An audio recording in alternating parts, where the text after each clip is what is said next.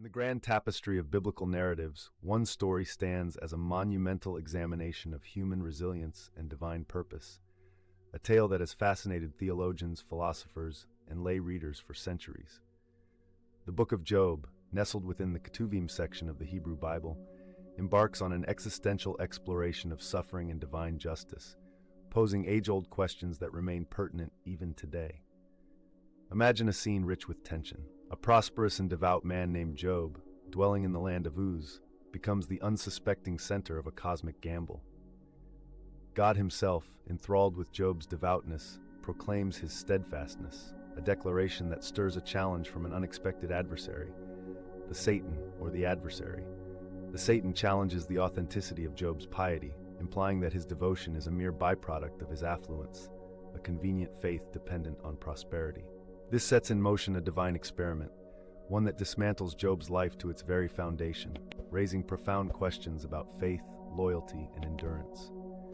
Granted permission by God, the Satan strips Job of his wealth, family, and health. In the midst of this calamity, Job utters a remarkable declaration. "Naked I came from my mother's womb, and naked shall I return there. The Lord gave, and the Lord has taken away. Blessed be the name of the Lord." This remarkable resilience is extraordinary, particularly in a cultural context where material wealth was often perceived as a divine reward for righteousness, with adversity seen as punishment for transgressions. Job's stance challenges this conventional wisdom, as he steadfastly maintains his faith not due to his circumstances, but in spite of them, a radical departure from the typical assumptions of his time. As Job's trials deepen, his response evolves into a broader existential discourse on the nature of true faith, urging readers to confront profound questions about the essence of belief and the character of divine justice. Job's journey through despair and divine discourse is just beginning. The Book of Job intricately weaves together prose and poetry, exploring human frailty against the mystery of divine inscrutability. As Job struggles with his agonizing losses, his unwavering faith emerges as an enduring testament to belief in the face of suffering. This narrative scrutinizes the concept of divine justice, challenging the simplistic theology of rewards and punishments that dominated ancient thought. Readers are invited to ponder whether true faith is contingent upon external blessings or if it endures through life's most daunting challenges. The poetic heart of the Book of Job lies within the dialogues between Job and his three companions, Eliphaz the Temanite, Bildad the Shuhite, and Zophar the Naamathite. Upon hearing of Job's severe afflictions, they travel to comfort him, initially observing an ancient mourning custom by sitting with him in silence for 7 days and nights, a powerful gesture of shared grief and solidarity. However, this silence soon gives way to rigorous theological debate.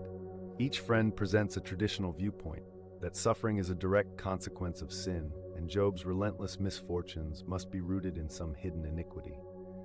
Eliphaz, speaking first, adopts a gentle approach inspired by personal visions and mystical experiences, suggesting a cosmic order where justice inevitably prevails.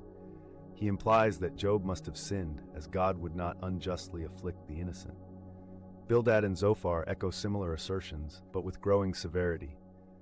Bildad appeals to tradition, invoking the wisdom of ancients, while Zophar bluntly suggests that Job's suffering is an understated consequence of his sins.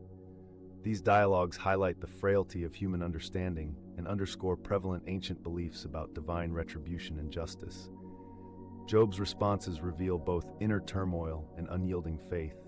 He castigates their unkind insinuations, labeling them miserable comforters, and fiercely defends his integrity. In stark contrast to his friends' certainties, Job challenges their rigid theology, defying the simplistic link between suffering and divine retribution, thereby spotlighting the complexity of human experience. He boldly questions God, lamenting that the righteous endure suffering while the wicked thrive unchecked. This defiance represents a seismic shift from the passive acceptance typically portrayed in Scripture, reflecting a deep struggle with the concept of a just God presiding over an unjust world. Job's lamentation becomes a catalyst for spiritual introspection, representing a dialogue that refuses to conclude in resignation. His struggle becomes an exploration of divine governance beyond human comprehension, a bold dialogue on the intricate nuances of faith. What drives Job to maintain his integrity, resisting the urge to curse God despite overwhelming despair? Perhaps his faith roots itself not in the transactional nature of conventional theology, but in a profound belief in a divine presence that transcends human logic, a presence he strives to understand even in the depths of his suffering. Amid the heated exchange between Job and his friends, a new voice enters the narrative. Elihu, a young onlooker who has listened intently to the arguments. His speeches, spanning chapters 32 to 37, infuse fresh perspective into the ongoing dialogue concerning suffering and divine justice. Elihu, depicted as a fervent youth, speaks because he feels the older men have failed to adequately address Job's predicament. Elihu proposes that true wisdom and understanding originate from God, not merely from accumulated human experience. He critiques all parties, Job for justifying himself over God, and the friends for their ineffective arguments. Elihu emphasizes the instructional role of suffering, suggesting it functions as a divine tool for instruction and correction, rather than mere punishment. Elihu's introduction broadens the conversation, adding layers to the understanding of the divine-human relationship. He speaks of God's justice and mercy, presenting suffering as an opportunity for spiritual growth and closer communion with the divine. Although Elihu's speeches may appear as an interruption, they serve as a bridge to the forthcoming divine response, underscoring the theme that human reasoning is but a shadow of divine logic. Elihu's speeches are a call for humility before the divine, advocating a nuanced perspective that acknowledges human limitations in comprehending God's purposes. His viewpoints embody a youthful dynamism that challenges the rigidity of traditional views held by Job's friends, offering a more adaptable theological stance where suffering is woven into a broader divine pedagogy. The narrative reaches its zenith with a divine response. From within a whirlwind, God speaks, not to answer Job's queries about innocent suffering, but to demonstrate the immense gulf between human understanding and divine wisdom. God's rhetorical questions unveil the grandeur and complexity of creation, emphasizing his omnipotence and the finite nature of human comprehension. "Where were you when I laid the foundation of the earth?" God asks, guiding Job on a cosmic journey that humbles him before the Creator's limitless power. This divine encounter illustrates that understanding God's purposes transcends human capacity, prompting Job to abandon his pursuit of explanations. In a profound affirmation of faith, Job acknowledges his ignorance, proclaiming, "I had heard of you by the hearing of the ear, but now my eye sees you." God's response transforms the narrative from a search for justice to an acceptance of divine sovereignty, challenging readers to embrace that some aspects of the divine and life itself may elude human understanding. Job's humility and acceptance illustrate a mature faith that trusts in God's inherent goodness amidst life's mysteries. The story concludes with the restoration of divine justice.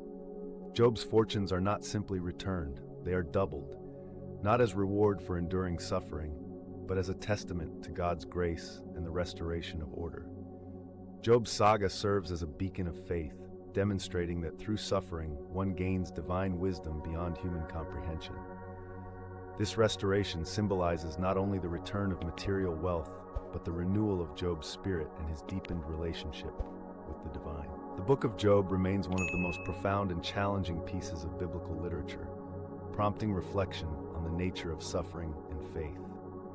In contemporary culture, where the relationship between prosperity and piety often mirrors age-old beliefs, Job's story challenges us to look beyond the material as a measure of divine favor. The narrative prompts readers to explore their understanding of God and the role of suffering in spiritual growth. In a world where unjust suffering abounds, Job's unwavering faith in a transcendent divine presence offers solace and encouragement to endure and find purpose amidst hardship. The Book of Job invites continual exploration and dialogue, encouraging us to confront our own limitations and the mysteries of existence, fostering a faith that withstands the trials of life and finds peace in the divine order. Comment below. Did you know this story? What surprised you the most? Then hit the like button and subscribe to ensure you never miss a story like this.